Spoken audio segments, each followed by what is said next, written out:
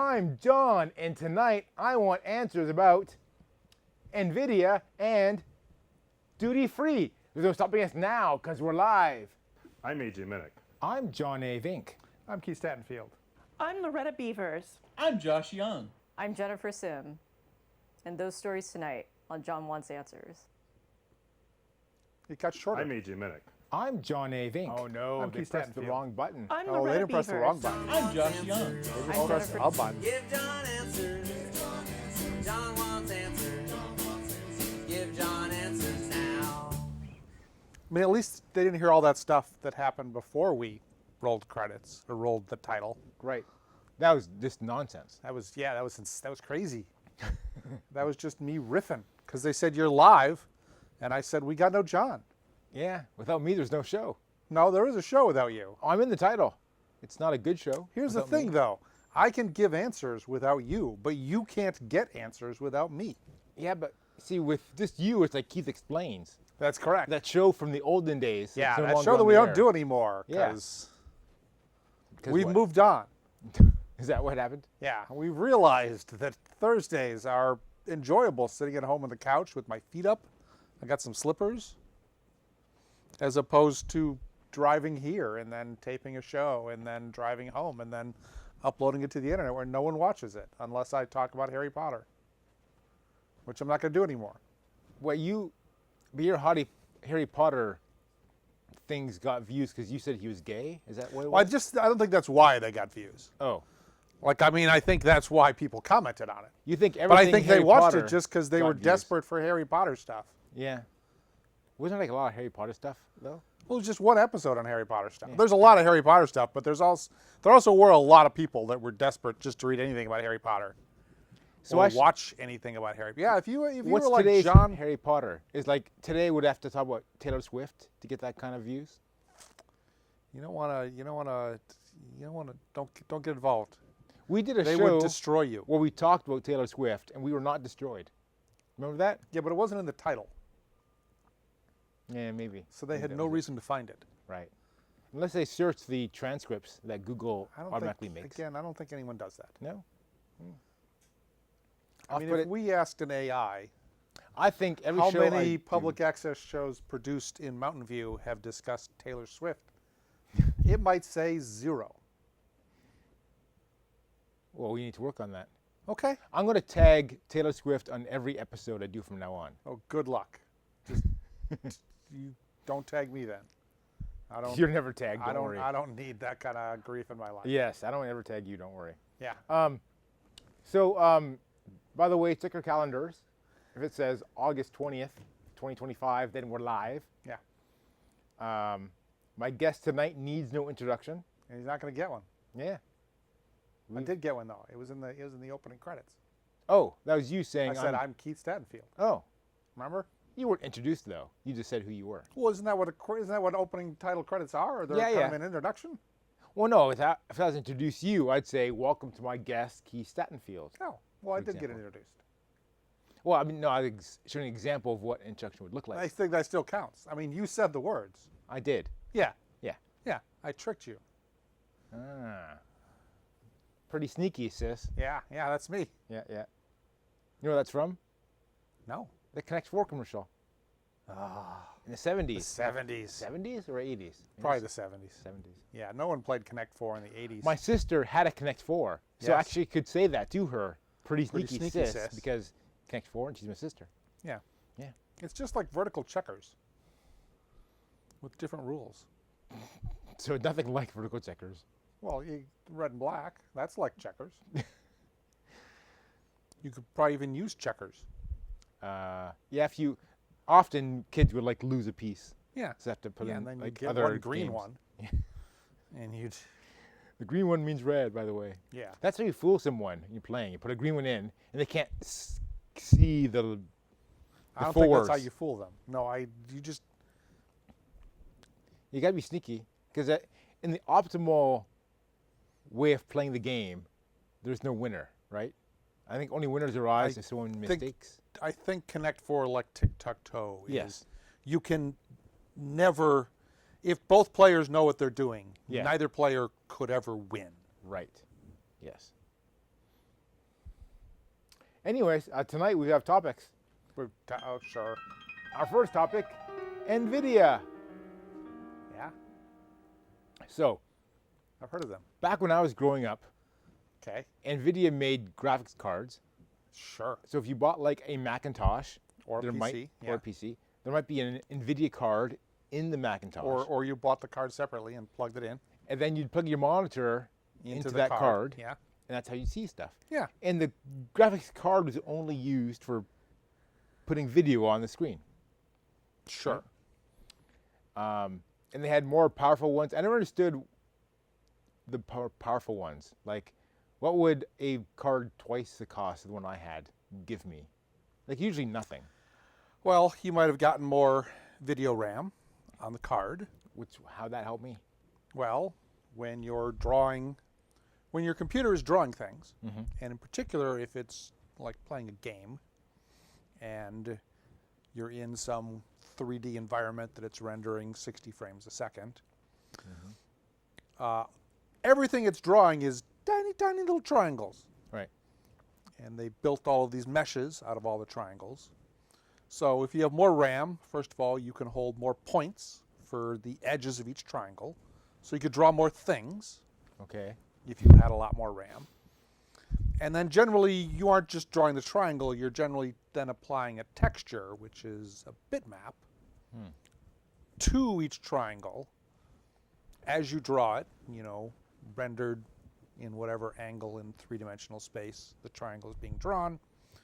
And if you have more memory, you have more space on the graphics card to hold all of these textures. You can have more complicated scenes. This sounds only useful And for even like further games. back, when the video card, had RAM that was backing every pixel on the screen as your video display, if you had more memory, you could generally have more colors on the screen. Early PCs and Macs supported, black and white only, and then First Mac, yeah. 16 colors on the screen or 256 colors on the screen, depending on how much memory you used for the video card. Then you got 16,000 colors. And then you remember got when there were millions. 24-bit color where they went millions. And they never really went much beyond Are we stuck at millions? 24 to 32-bit color because you can represent almost every shade Yeah. the human eye can see with that many bits per pixel. And let's So say then they guys. started getting more pixels on the screen, and more memory is better for more pixels. I've been saying for years that guys can only see like 12 colors. Sure. You can only name like 12 colors. You might be able to see more than that. Like someone says periwinkle, and like there's no periwinkle, there's purple, and that's it. I think it's blue. I think it's blue. I think periwinkle is closer to blue than purple. Is it in between? Who knows? We can't see it. We're, right? we're two dudes. Yeah. That's our point exactly. We're like the Greeks. We didn't even have blue. What does that mean? Like, I don't know, there was one color the Greeks just didn't have a word for. All right. So that was what graphics So anyway, cards used to be. that's what they used to be. A while ago, graphics cards stopped being just a simple two-dimensional pixel display, and you got all this computing that happened on the graphics card. Right. So instead of the computer itself having to figure out what every pixel was like, they sent a description of what it should look like to the graphics card, and then the graphics card had a different kind of CPU on it, and that CPU could spit out a video signal at whatever frequency your monitor wanted it spit out at that was the result of running this computation to produce a video signal. All right. And these days, graphics chips are insanely powerful. They are probably as powerful as the CPU sitting in the middle of the computer. I've heard they're And even more powerful. Well, it depends on what you're using them for, but they are very powerful. They tend to have a lot of fast RAM, and they are optimized for doing what their chip is good at doing, which is doing tens of thousands of distinct but similar operations very quickly, as opposed to the CPU in your processor, which is generally maybe 8 or 16 cores, which are doing 8 or 16 things, Right. probably more quickly on each of those individual cores than your graphics processor is. But the graphics processor is capable of doing thousands of distinct things at the same time, because the processor does a lot of stuff in significant parallel. So they might be applying the same set of instructions to memory in the graphics card and doing, 10,000 matrix multiplies of 10,000 different matrices at the same time, because they've got an instruction stream and they split it into a bunch of little cores that are spread across the chip, and then each little core is fetching one little bit from the memory on the card, doing the operation, storing it back. And so There became a time when people stopped using graphics cards for graphics and started doing other things on them. well, right? you still use graphics cards for graphics, but some people started buying graphics cards because you could plop them in a computer and you could just write code for the graphics card, and you didn't care about what it was graphics-wise doing. You were having it run some code on some data that you fed it, and then you were pulling the results out of it. And they discovered that since graphics cards are great at these massively parallel problems, that things that were massively parallel problems, they would just write something for the graphics card to do, and they could do it a lot faster than they could on their CPU. And also, since the graphics card was doing it, they could do other stuff on the CPU at the same time, like all the housekeeping and the pushing stuff over and pulling results out.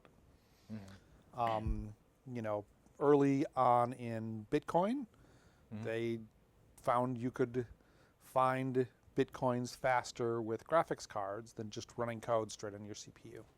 Okay. So for a while, the Bitcoin miners were buying high-end graphics cards because they could drive them 24 hours a day and, mine Bitcoins, which is just making numbers you can sell to people for a lot of money. These days, a lot of the Bitcoin people are using custom hardware that is, maybe the same chips as on the graphics cards, but very specifically designed for that purpose. Lately, the folks that are doing the LLMs that are a lot of, like AI. yeah, like ChatGPT is a large language model, and Claudius Code is a large language model, and they use buildings full of computers with graphics cards in them, because training a large language model and then running a large language model is just a lot of math. It's gazillions of matrix multiplies and working your way through, to find a solution, which in some sense is a path through an n-dimensional space. And graphics cards are great at doing 300,000 matrix multiplies in parallel much more quickly than you could do on your CPU. So, they're burning cash doing this AI thing for a lot of startups, and people are pouring money in. Yep. And they need graphics chips, so they are taking a lot of that money and handing it to Nvidia. And Nvidia is making graphics chips and graphics cards as fast as they can. So is Nvidia now the largest, most valuable company in the world I don't know if it is today, but it has certainly been number one recently? at least a couple times this year. I remember Microsoft pulled ahead of them a couple months ago, and then Nvidia pulled ahead of Microsoft again. It all goes up and down. And Every Apple once used in to a be the while, most Apple's valuable. in the lead again. Oh, Apple is in the lead now or not? I don't think Apple's in the lead, but So now people are buying graphics cards not to do graphics with. yeah, and they're selling graphics. Nvidia Nvidia produces graphics cards, but they really produce not just graphics cards, but they produce the chips that they sell people that use them. They produce code that runs on their chips that people use to make it more easy to write code for their chips. And they produce open source libraries that use their closed source libraries that run on their chips. Would it be hard for me to write code that runs on the graphics card? Is it like a whole new paradigm? It's a bit of a different paradigm. It depends on what you're trying to do. There are all of these frameworks that make it fairly easy. So, you know, I have some security cameras at my house. Okay.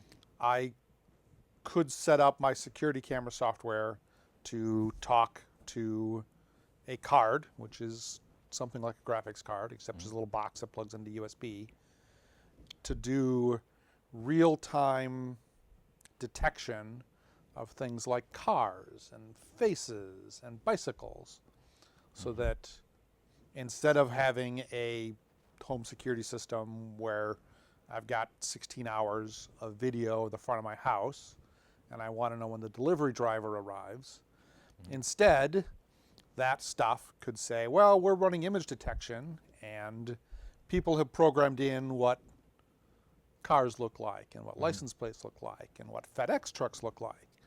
And so, you know, my home security system could have this detector attached to it that would notice when a FedEx truck pulled up and stopped. And when that happened, it could text me and say, hey, you're getting a FedEx delivery. Except I don't have that because I'm lazy and I Right. haven't done that. But, you know, people use Nvidia products for a lot of high-end computing and are probably going to for many years to come. And Nvidia is, you know, probably best in class right now for those kind of chips, which is why Nvidia is among the most valuable companies in the world, because they have a lock on the market, and people believe that market's going to continue to exist for a while, so they're willing to buy the stock thinking that the company will produce profits, and those profits will flow to me as a stockholder. Yes. There was a time when it was hard to buy an NVIDIA graphics card to play games because everyone was buying them. Everyone was buying them to Bitcoin. mine bitcoins or whatever else. Have they ramped up production? Like, is it still hard to buy video cards? I think you can buy a fair number of them, but you know there also are. You know, OpenAI is not buying video cards from Nvidia in shrink wrap. Right. You know, they are commissioning computers to get built, and they are having semi-trucks full of chips in the little sprockety reels so that they can assemble them and solder them down to things and put them in computers. I don't buy high-end video cards, so I don't know if I could just walk in to a computer store and walk out with exactly the video card I wanted today, but I don't think they are as constrained as they were 4 or 5 years ago. Can I go into a computer store and buy a NVIDIA thing that has all the parallel technology in it without actually being a video card? Yeah, they do sell video cards that don't actually have HDMI or other video outputs. Okay, and you just go into a store And and buy those? they're just compute cards. Okay.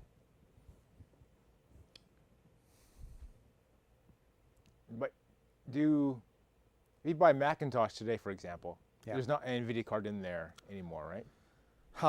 Macs do almost all of the video stuff in the CPU. We have a bunch of video cores in there. We have other hardware that sits on the motherboard to support that because Apple designs the whole computer, and for the most part, they don't have sockets to plug those kinds of things in the computers. Right. You just plug in a Thunderbolt cable to your monitor and that's it? Right, you can run Thunderbolt. Now you can get external Thunderbolt boxes that go to a PCI box. And you can then plug PCI video cards in there and you can talk to them over the Thunderbolt bus. And therefore you can use, these kind of high-end compute cards if you have a Mac. All right. But that's a small fraction of the market. All right. Well, that was Nvidia. Yeah. Our next topic, duty free. Is that too soon, man? Too soon? Yeah. You gotta wait. You gotta wait for him to finish playing the song. No. I point, and then he starts playing the song. Yeah, and then you said duty free. Well, I don't wait till he's done playing. I think you should. I still say You gotta build some anticipation. duty free. Yeah. See, that was better.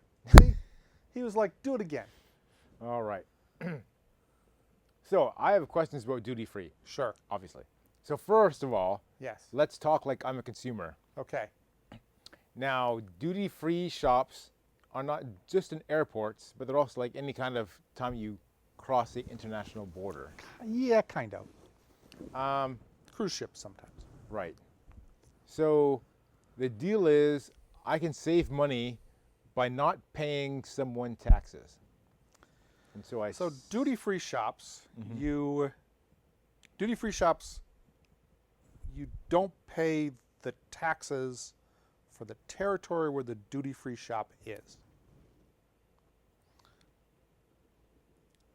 Okay. And because the theory is you're leaving the country you're in, you're going somewhere else. Uh-huh. The country you're in has some amount of taxes. But if you're going to buy a thing of vodka, if I make vodka in the U.S. and I ship the vodka over to Germany, Right. and you're a German citizen, when you buy vodka, you don't pay the sales taxes that you would have paid if you sold it in America. Right. Right? We exported it. A duty-free shop is an exporter that happens to be in the territory that the products were produced. And you can only use a duty-free shop, in theory, if you are buying things and then immediately leaving the country with them. So you can't go to the airport and walk into the duty-free shop where they sell vodka Right. without paying California's, I don't know what California's tax on distilled liquor is, but let's say it's 20%. Okay. SFO Airport doesn't collect that sales tax for vodka because the person buying it is not going to consume or use it in America. Okay. And you can't drive up to San Francisco and go through security to the duty-free shop, buy the vodka, and turn around and walk back into America. Because in a duty-free shop, they're going to make you show, look, I have a plane ticket that leaves in an hour and a half. Right. And Yes. if you lied, you are technically supposed to pay those taxes as you leave the airport because you didn't pay them at the point of sale. Now, you're still bound by whatever the other rules for that thing you bought is for where you're going, where you're importing something. So, the opposite. America says if you're returning to America, you can bring about $800 worth of merchandise. There's some exceptions back without paying import duties on the things you're bringing back. Okay. So let's say in France, they have a 50% tax on distilled liquor. Okay. You're in the French airport, you see some liquor you loved, you enjoyed it the whole time you were in France, you pick up $800 worth of that liquor in France. Alcoholic. You don't pay that 50% tax in France because it's in a duty-free shop and you're leaving the country. You get to America. Right. You show them, look, I've got 6 bottles of booze. It was $790. Custom agent waves you through, says you don't owe tax on that. So you didn't pay the duties in France that you would have had to pay to buy that if you had stayed in France. But if you buy $1,600 worth of stuff in France and you show up in America, Yeah. they're going to tell you, well, you owe import duty on $800 worth of alcohol, whatever that is. And it's not just alcohol. There's tobacco. Yeah, I and mean, perfume. you tend to sell stuff that has higher taxes on it in duty-free shops. And you tend to sell stuff that has higher price margins because most duty-free shops are in spaces that are expensive to rent. You know, airport Yeah. retail space in an airport is not cheap. So they're not going to sell candy bars, which, Well, they do. They sell Toblerones. well, they sell Toblerones. Yeah. But you know, they don't have Milky Ways No, where no. you sell them for 35 cents. Yeah. And the tax would have been 8 cents. I mean, maybe they have them, but that's not what they're there to sell. But the airport and the duty free must be in cahoots, because sometimes I'll be in an airport. I have to go from gate 10 to gate 35,000. Yeah.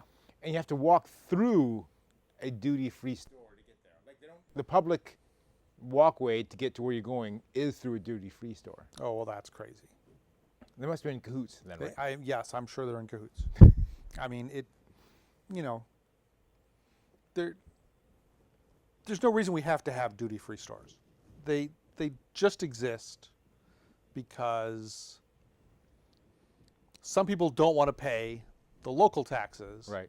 That, you know, in some sense, a duty-free shop lets someone in America have a job selling something that ordinarily they wouldn't have, because it would just get exported and someone overseas would actually sell that. Is there something special about a duty-free store that lets me avoid the taxes that I couldn't otherwise do on my own? Like, could I send my receipts to some government agency and get a refund on taxes I've paid? I don't think America lets you do that. There are a lot of companies in Europe where they have the VAT. Yeah. When you leave the country, if you can produce the things that you paid VAT tax on and show, look, I still have them, you can get a refund of that particular VAT tax. How big is VAT? It's more than sale. Usually it's more than sales tax in America. Like some countries have 15, 20% VAT taxes. Canada has like a 15% sales tax. If you had federal and provincial sales tax, Yeah. it goes up. But I mean, overall, I don't think I've ever bought anything in a duty-free store. And I kind of know why they exist, because they can exist, but I think they're also kind of people think they get more out of duty-free than sometimes they do. I found this surprising. I was in an airport in Amsterdam, and I bought a phone charger. And before they would sell it to me, they wanted to see my boarding pass. Right.